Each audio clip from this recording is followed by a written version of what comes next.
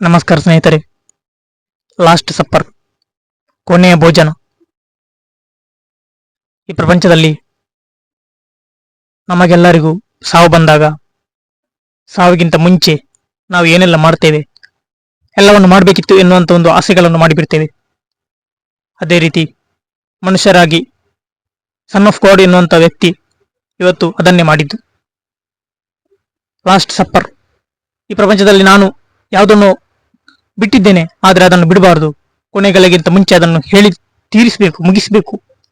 ನನ್ನ ಉದ್ದೇಶ ಇಷ್ಟು, ಅದನ್ನು ಮಾಡಿ ಮುಗಿಸಬೇಕು ಎನ್ನುವಂತ ನಿಟ್ಟಿನಲ್ಲಿ ಲಾಸ್ಟ್ ಸಪ್ಪರ್, ಕೊನೆಯ ಭೋಜನವನ್ನು ಮಾಡಿ ಮುಗಿಸಿತು. ಈ ಸಂದರ್ಭದಲ್ಲಿ ಅವರು ಹೇಳಿದಂತ ಅನೇಕ ವಿಷಯಗಳು, ವಿಚಿತ್ರಗಳು, ವಿಶೇಷಗಳು ನಮ್ಮ ಈ ಜೀವನದಲ್ಲಿ ನಾವು ಅಳವಡಿಸುವಂತದ್ದಾಗಿರ್ಬೇಕು. ಮುಖ್ಯವಾಗಿ ನಾವು ಒಬ್ಬರನ್ನೊಬ್ಬರು ಪ್ರೀತಿಸಬೇಕು. ಪ್ರೀತಿ ಅಂದ್ರೆ ಏನು ಗೊತ್ತಿಲ್ಲ ನಮಗೆ. ಅದಕ್ಕೋಸ್ಕರ ಅವರು ಏನನ್ನು ಮಾಡಿ ತೋರಿಸಿದ್ದಾರೆ ಅದನ್ನು ನಾವು ಮಾಡಬೇಕು. ನಿಜ ಜೀವನದಲ್ಲಿ ಹಾಗೆಲ್ಲ ಮಾಡ್ಲಿಕ್ಕೆ ಆಗಲ್ಲ.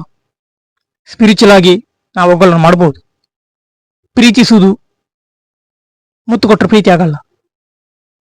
ಐ ಲವ್ ಯು ಅಂತ ಹೇಳಿದ್ರೆ ಪ್ರೀತಿ ಆಗಲ್ಲ. ಅದಕ್ಕೋಸ್ಕರ ಅವರು ಪಾದಗಳನ್ನು ತೊಳೆದು ಇನ್ನೊಬ್ಬರ ಸೇವೆ ಮಾಡುವಂತ ಒಂದು ನಿದರ್ಶನ ಕೊಟ್ಟರು.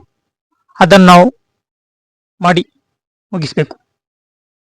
ಈ ನಮ್ಮ ಜೀವನದಲ್ಲಿ, ಈ ಪ್ರಪಂಚದಲ್ಲಿ ಕೆಲವು ಗಂಟೆಗಳು, ಕೆಲವು ದಿವಸಗಳು ಮುಗಿದು ಹೋಗ್ತವೆ.